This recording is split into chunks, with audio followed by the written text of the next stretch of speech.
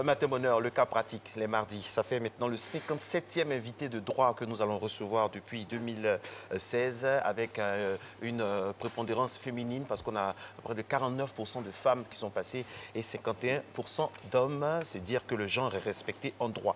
Le cas pratique aujourd'hui, mesdames et messieurs, que nous vous proposons est inhérent au contrat de bail à usage d'habitation. Alors, on va le libeller, le lire comme suit. Le 1er novembre 2018, Madame X a donné en location à M. Y un appartement de 3 pièces pour y habiter avec sa famille. Le contrat de bail a été conclu pour une durée de 2 ans, moyennant un loyer mensuel de 100 000 francs CFA payable au 5 du mois. M. Y verse à la demande de Mme X également 3 mois d'avance sur le loyer et une caution de garantie équivalent à 3 mois de loyer. Quelques mois après la conclusion du bail, M. Y, qui connaît des difficultés financières, sollicite de Mme X la réduction du loyer mensuel. Le 1er avril 2019, après avoir refusé la réduction sollicitée, Mme X informe verbalement M. Y qu'elle désire prendre son appartement pour y faire habiter son fils qui doit se marier et n'a pas de logement. Elle donne à cet effet au locataire un délai de 2 mois pour libérer les lieux et lui remettre les clés du local. À l'échéance du délai qu'elle lui a imparti, Mme X se rend dans l'appartement avec plusieurs individus pour expulser M. Y et sa famille parce que, soutient-elle, il ne souhaite pas que celui-ci abandonne le local comme le précédent locataire sans s'acquitter de plusieurs mois de loyer. Cependant, M. Y refuse de quitter le local objet du contrat de bail, au motif que son expulsion n'est pas conforme à la loi numéro 77-995 du 18 décembre 1977 réglementant les rapports des bailleurs et des locataires des locaux à usage d'habitation. C'est là notre cas pratique de ce jour. Et nous sommes très heureux d'avoir sur ce plateau le juge Souoné Serge. Il est juge au tribunal de première instance du plateau. Nous avons le grand plaisir de l'avoir sur ce plateau. Alors, monsieur le juge, bonjour et encore une fois, bonjour, merci au nom de la rédaction de Matin Bonheur et aussi de toute la RTI d'accepter une fois de plus notre invitation. Première question, Madame X peut-elle fixer délibérément le nombre de loyers d'avance et le dépôt de garantie dont doit s'acquitter monsieur Y?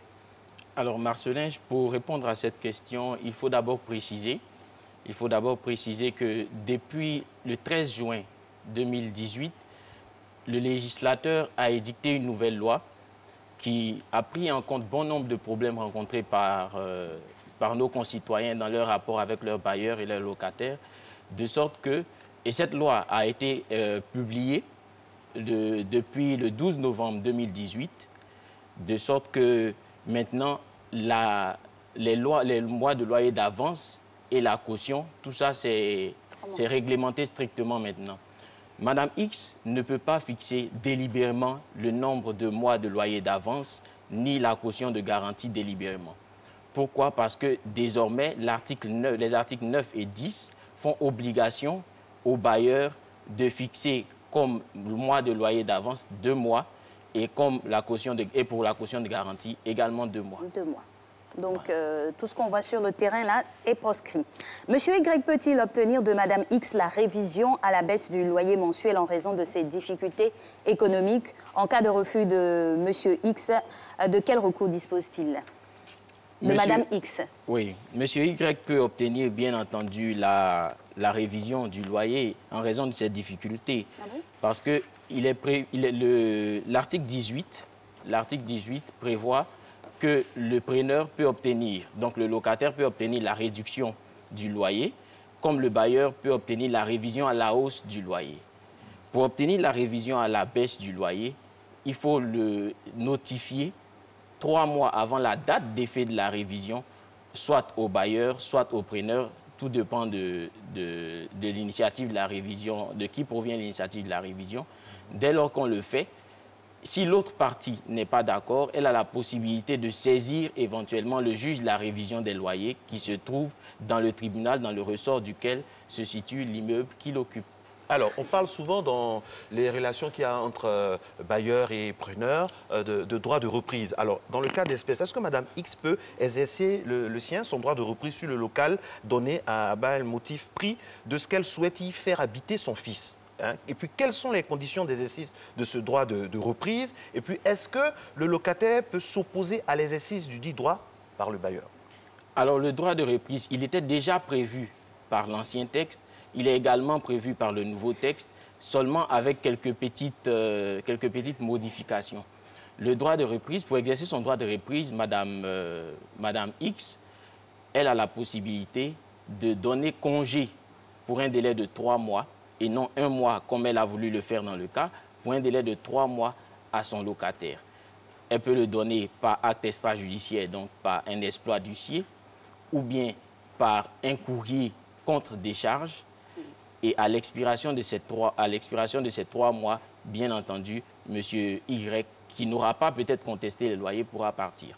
Seulement, elle doit préciser dans le courrier et dans l'exploit d'huissier, elle doit préciser le motif qu'elle invoque au soutien de son congé. Parce qu'après, quand il y a des contestations, il appartient au tribunal de trancher et d'apprécier la légitimité du motif invoqué avant de valider le congé qui a été servi à l'autre partie. Très bien. Alors, de quel recours dispose le bailleur en cas d'abandon des lieux loués par le locataire avant la résiliation du contrat de bail, ce qu'on voit fréquemment? Oui.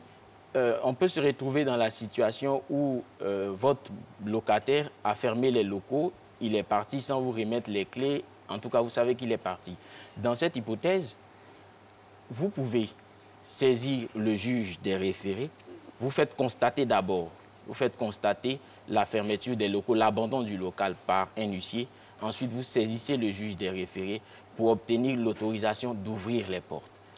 Et quand vous obtenez l'autorisation d'ouvrir les portes, puisqu'il y a ces effets à l'intérieur, l'huissier va faire l'inventaire de ces effets qu'il pourra remettre après à un commissaire-priseur qui sera chargé de les vendre.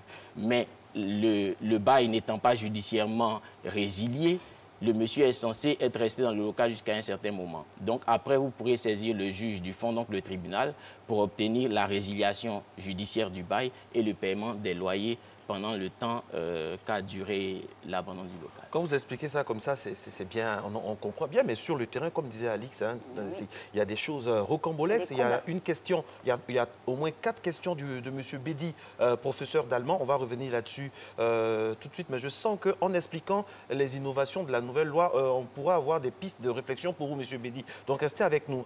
Monsieur le juge, quelles sont les innovations de la nouvelle loi régissant les rapports entre bailleurs, locataires des locaux à usage d'habitation? Parce qu'on avait, depuis 1977, une loi. Depuis 2018, ça a changé. Les Ivoiriens ne savent pas ça. Il n'y a pas trop eu de communication là-dessus. Alors, donc, c'est l'occasion pour nous d'avoir les innovations majeures.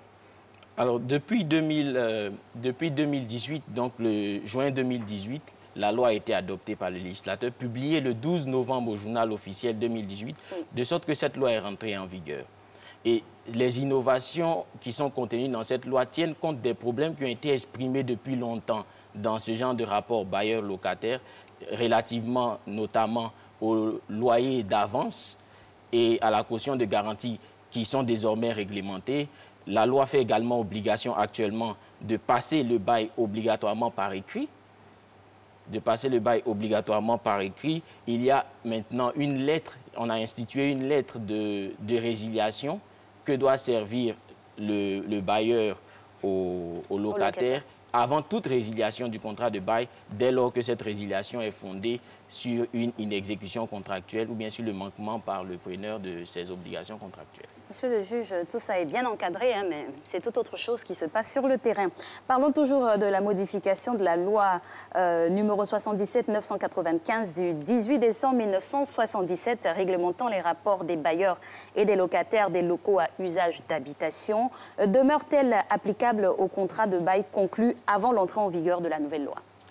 Alors, il faut se référer pour répondre à cette question aux dispositions transitoires, ce qu'on appelle dispositions transitoires qui règlent les problèmes de conflit de loi qui sont toujours mises à la fin des nouveaux textes qu'on adopte. Alors ici, dans notre espèce, dans la nouvelle loi, c'est les articles 50 à 53 qui le prévoient. Et ces articles disent très bien que l'article 53 surtout, la nouvelle loi, donc la loi de 2018, abroge la loi de 1977 et son décret d'application. Okay. Mais les contrats conclus antérieurement, donc sous l'empire de l'ancienne loi, les contrats conclus avant l'entrée en vigueur de la nouvelle loi continuent à garder leur validité. Donc, ils demeurent valides.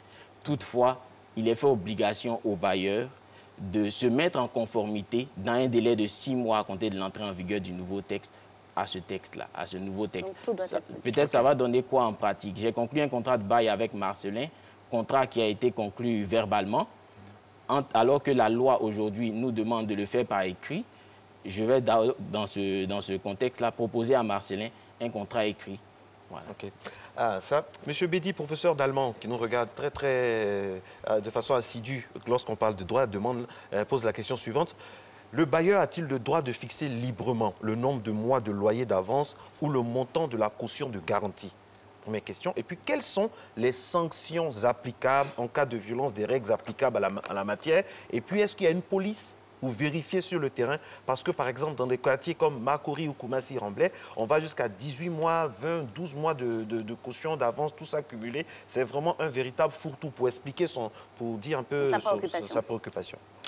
Alors, sur la première branche de sa question, je pense qu'on y a répondu tout à l'heure. Oui. Elle ne peut pas fixer délibérément le nombre de mois de loyer d'avance, ni la caution de garantie délibérément. Alors, qu'est-ce qu'il faut est-ce qu'il y a des sanctions? Quelles sont les sanctions applicables en cas de violation des règles applicables en la matière? Il y a deux types de sanctions. Il y a d'abord des sanctions civiles, une sanction civile. L'article 49 prévoit, par exemple, que si le bailleur a prévu à imposer au locataire un nombre de mois de loyer d'avance, une caution de garantie qui est supérieure à celle prévue par les textes, cette clause, donc la clause contractuelle par laquelle il prévoit ces loyers d'avance, cette clause est réputée non écrite. C'est-à-dire, dans ses rapports avec son bailleur, on peut considérer cette clause comme inexistante. Ça, c'est la première sanction. De sorte que, pour suivre, après, il peut solliciter du tribunal, par exemple, la restitution du surplus qu'il a payé. Okay. Deuxième sanction, c'est une sanction pénale parce que le législateur a érigé en infraction le fait de fixer les loyers d'avance supérieurs ou bien une caution de garantie supérieure à la caution de garantie et au loyer prévu par les textes. Donc, c'est une infraction. Il pourra porter plainte éventuellement. Le contrôle. Il pourra porter plainte éventuellement. Oui, qui contrôle? Parce qu'à cette allure-là, c'est sûr qu'il y aura beaucoup d'arrestations aujourd'hui.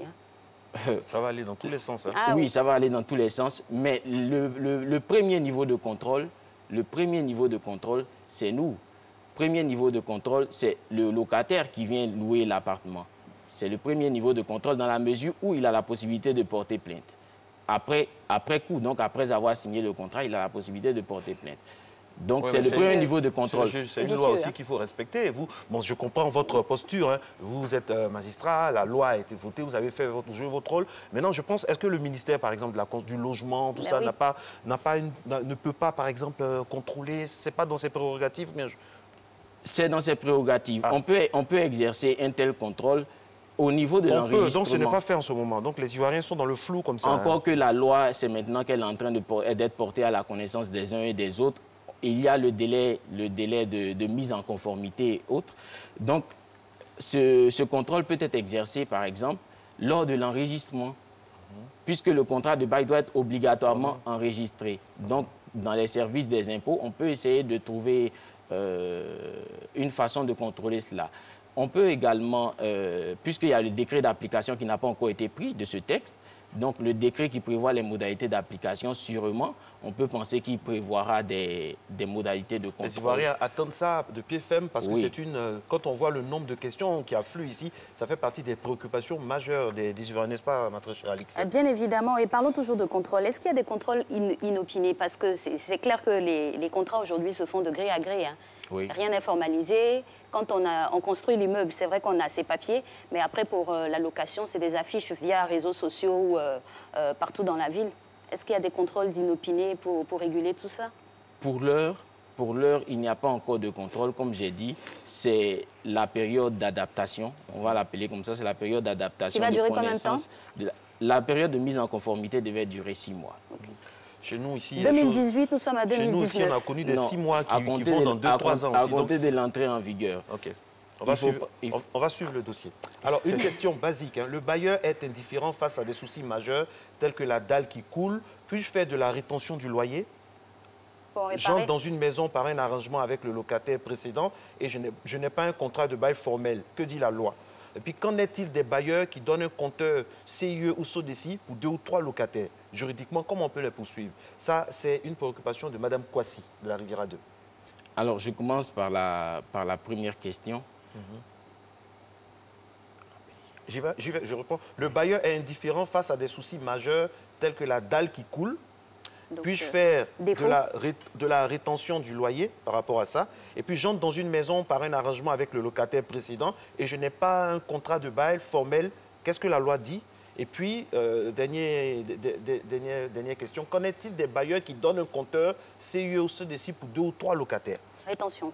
Alors, relativement aux travaux qui doivent être faits dans le local qui sert à l'habitation, l'ancienne loi, tout comme la nouvelle, a prévu qu'il y a des travaux qui sont à la charge du bailleur et il y a des travaux qui sont à la charge du locataire. Lesquels? Les travaux qui sont à la charge du bailleur, par exemple, c'est de grosses réparations, les appels de grosses réparations qui concernent les murs de soutènement, qui concernent la dalle, qui concernent la toiture, etc. Donc, dans l'hypothèse de notre premier téléspectateur, il ne peut pas faire de la rétention, mais il peut se faire autoriser par le tribunal, il constate la carence ou bien la défaillance de son bailleur et se fait autoriser par le tribunal à procéder lui-même aux travaux aux frais du bailleur. Ah oui, parce que sur le même cas, c'est légion, hein, des bailleurs qui négligent de faire des travaux ou qui font des travaux et qui, par la suite, augmentent le loyer, tout simplement. Ou bien on entre dans une maison, comme il dit souvent, les gens dans une maison avec un arrangement, il n'y a aucun papier, il n'y a rien de formel. Ça, c'est de plus en plus courant. Donc le sortant et l'entrant. Voilà. Là, comment ça se passe juridiquement? Qu'est-ce que la loi prévoit pour ces cas-là? Alors, si vous entrez dans une maison et que vous faites un arrangement avec le locataire précédent, il va se poser un problème juridique, lequel le bailleur n'est pas censé vous connaître. La nouvelle loi, d'ailleurs, interdit la sous-location.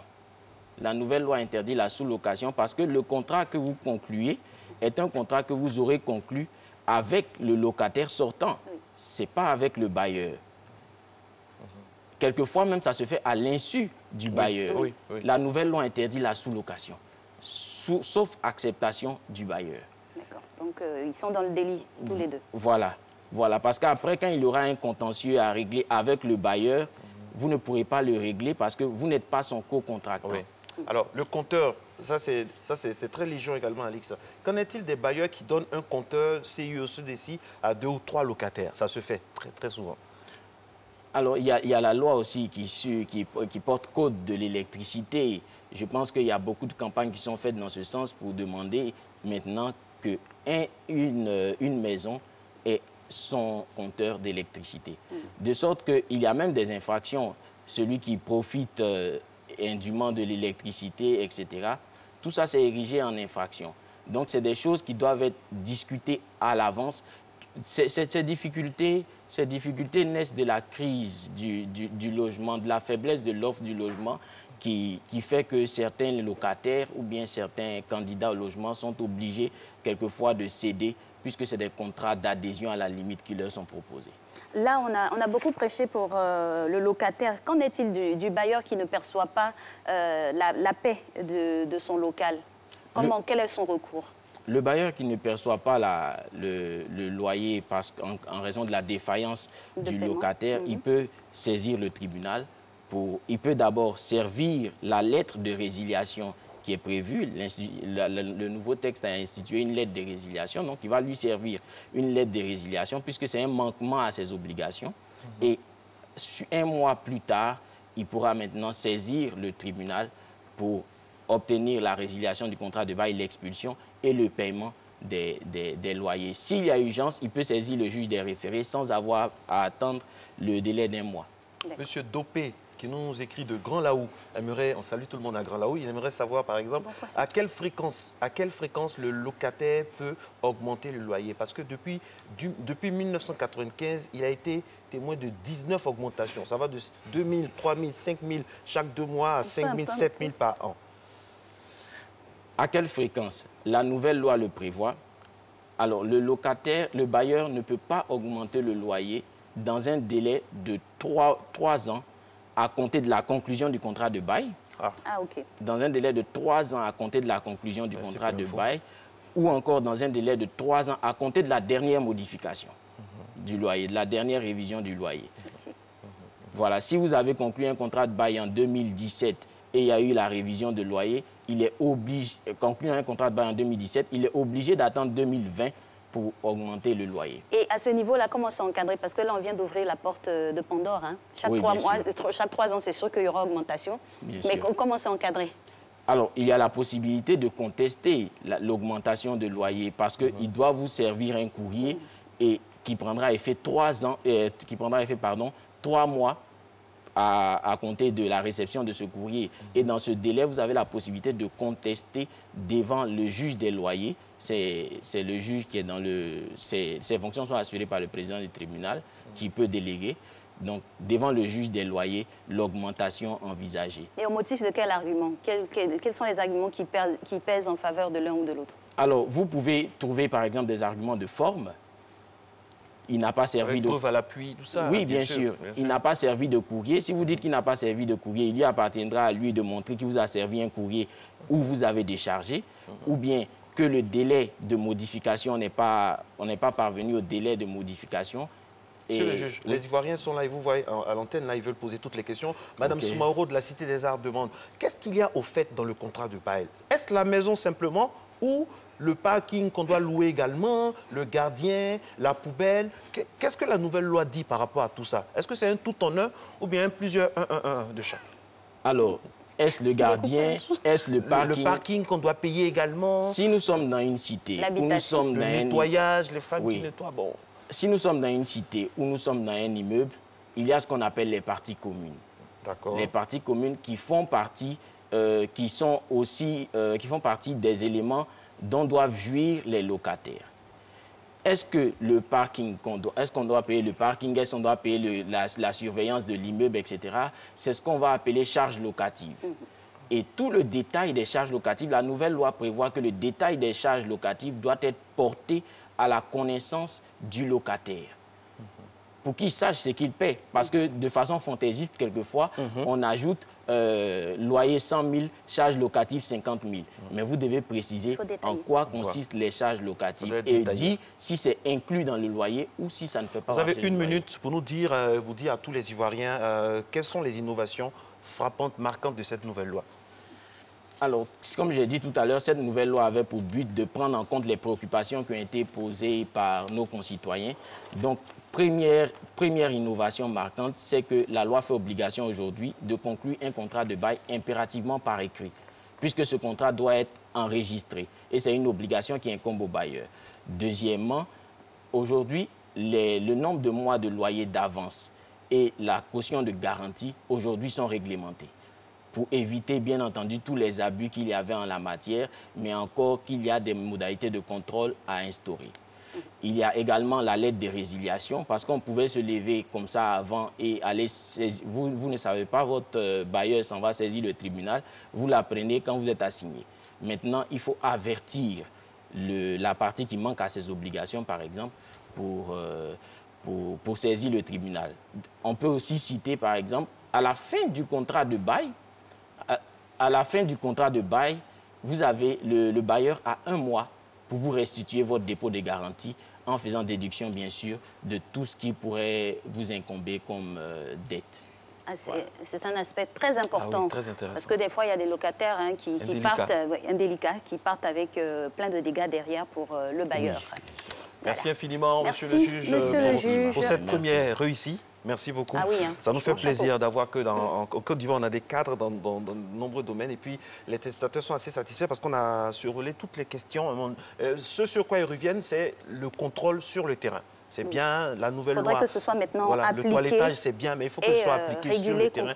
On pense que nos autorités prendront en compte leurs observations. Vous aussi, vous avez votre part. Oui, bien sûr, nous remonterons l'information. Merci beaucoup. Merci infiniment.